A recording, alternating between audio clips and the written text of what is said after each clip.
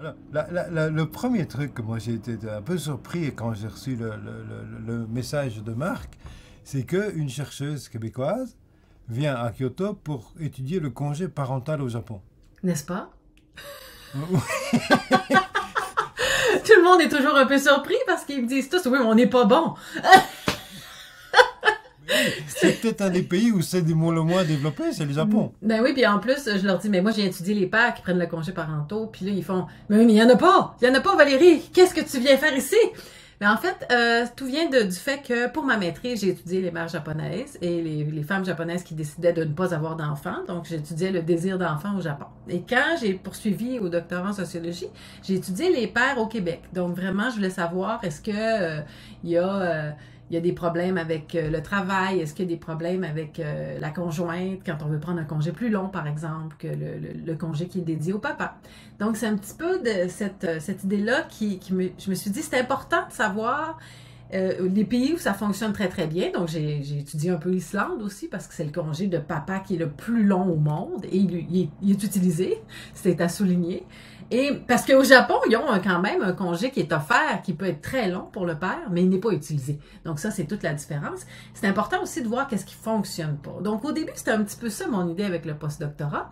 Puis évidemment, quand on fait une recherche, c'est souvent les résultats qui nous font ajuster notre perspective comme chercheur. Il faut rester ouvert à ça. Puis je trouve ça fascinant parce que même si le congé au Québec, c'est un succès, que le congé de paternité est utilisé au complet des 5 semaines, bien souvent par les pères, donc c'est le nouveau normal d'utiliser 5 semaines puis d'arrêter de travailler. C'est vu comme des vacances spéciales que tu vas avoir à la naissance d'un enfant, puis que plusieurs papas même allongent un peu le congé en prenant des semaines parentales.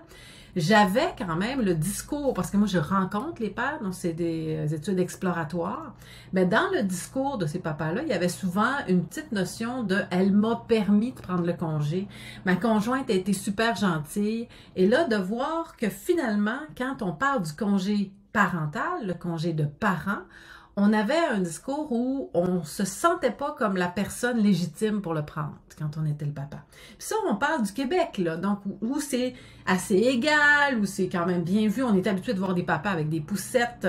C'est pas la réalité japonaise où c'est encore plus le rôle de la mère de s'occuper d'un nourrisson puis d'un nouveau-né puis d'être présente à ses côtés, ne serait-ce que parce qu'il y a l'allaitement qui vient aussi se mettre dans ce portrait-là. Donc, il y a vraiment, je me suis dit, il y a quelque chose d'intéressant à étudier par rapport à ce discours-là. Parce qu'au Japon, on a beaucoup étudié qu'est-ce qui fonctionne pas avec le congé. C'est normal, là, on veut savoir qu'est-ce qui marche pas pour que les pères l'utilisent. Mais moi, je me suis dit, moi, j'aimerais étudier qu'est-ce qui fonctionne. Pourquoi certains pères, malgré toutes les barrières qu'il y a, là, qui sont énumérées par telle étude, vont en prendre un quand même. Et mon hypothèse, c'est qu'il y a beaucoup à voir avec la conjointe. Donc, je pense que pour la mère, cette discussion-là qu'elle a avec le papa à venir et qu'ils vont avoir entre eux autres, qui va être nécessaire, va être essentiel pour que le père se sente autorisé, si on veut, à prendre cette place-là dans sa famille. Puis, Autorisé par sa femme. Oui, c'est ça. Puis, je veux parler aussi avec la maman, parce que je veux savoir, est-ce qu'elle a perdu quelque chose en le prenant, le congé?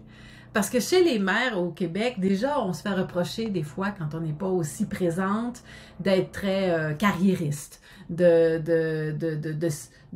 mettre un petit peu son travail devant le soin à son enfant. Donc, si on retourne au travail très, très vite, on va avoir des petites répliques comme ça, on va le sentir.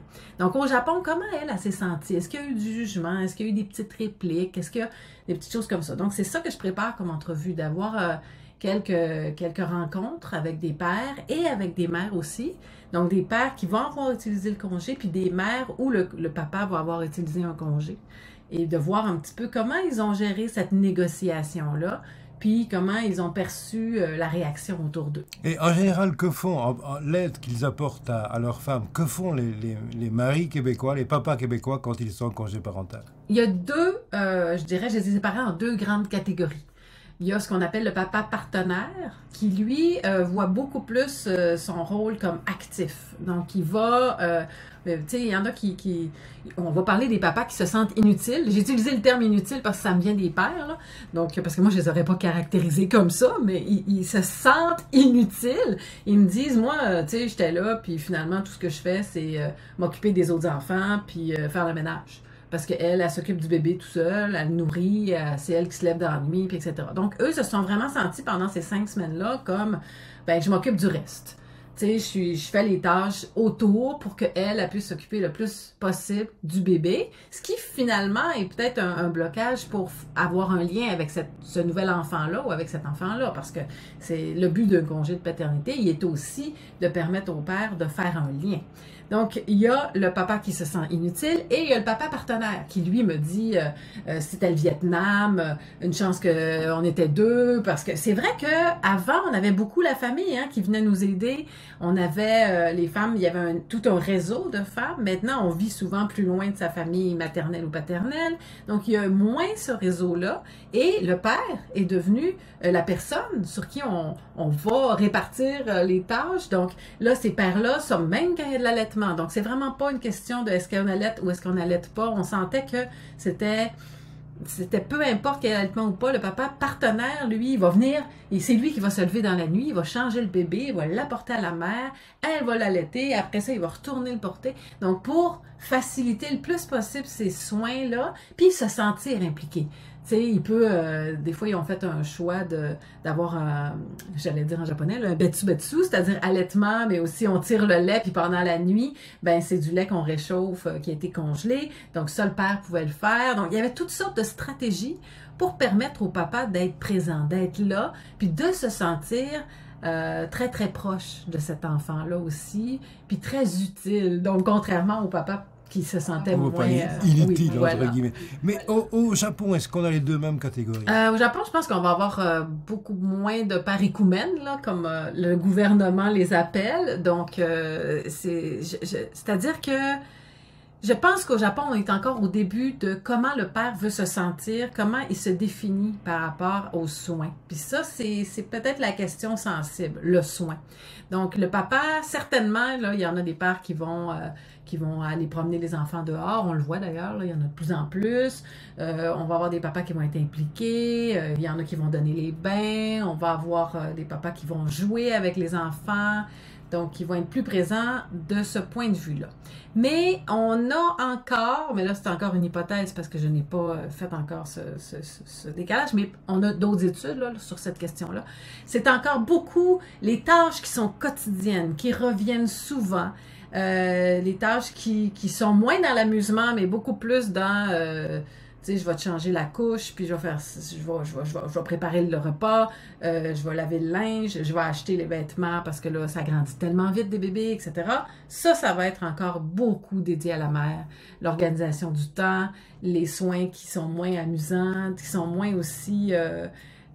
une fois, mais qui vont être tous les jours. Donc vraiment ça, c'est encore beaucoup dédié à la mère au Japon, je crois. Au Québec, on a commencé à le changer, mais ça reste encore une chose à pratiquer, là, je dirais. Les soins aux enfants au Québec sont mieux répartis qu'avant. C'est les soins domestiques qui restent encore très répartis du côté de la mère et moins du côté du père. Mais bon, ça change, mais tellement lentement. Donc, c'est au Japon, je pense que ça va être une des clés. Mais on a remarqué au Québec que quand le père prend un congé qui est assez long, donc quand il voit la réalité de ce qu'on appelle un congé, mais qui ne devrait jamais porter ce nom, parce que prendre soin d'un nouveau-né, c'est loin d'être reposant. C'est loin d'être des congés. Oui, c'est ça. On a remarqué qu'après, le père avait tendance, et ça, c'est pas seulement mon étude là, qui l'a confirmé, statistiquement, ça a été confirmé également par la suite. Donc, depuis le long congé qui est implanté au Québec en 2006, qu'on appelle le RQAP, le Régime québécois d'assurance parentale, où là, le père a 5 semaines à lui, donc, et qu'il l'utilise, qui sont vraiment présents. Là, on parle de 80% des pères qui vont prendre ces 5 semaines-là, donc qui vont s'impliquer, qui vont vivre la réalité de congé avec un nouveau-né. On sent qu'il y a un changement par la suite. C'est-à-dire que même quand le père retourne au travail, il sait que c'est de la job. Donc, quand il revient à la maison, beaucoup plus sensibilisé à s'impliquer.